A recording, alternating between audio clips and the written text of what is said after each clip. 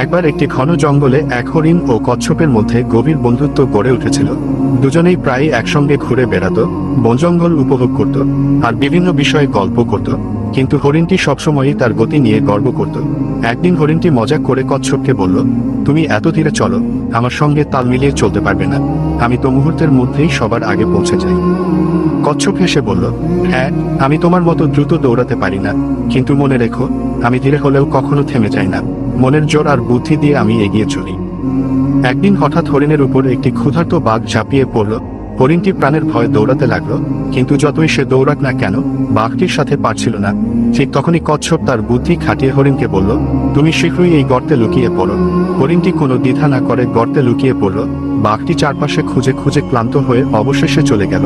হরিণটি তখন গর্ত থেকে বের হয়ে কচ্ছপকে কৃতজ্ঞতা জানালো এবং বলল, আজ আমি বুঝলাম, কেবল গতি বা শক্তিই সব নয়, বুদ্ধি ও জীবনে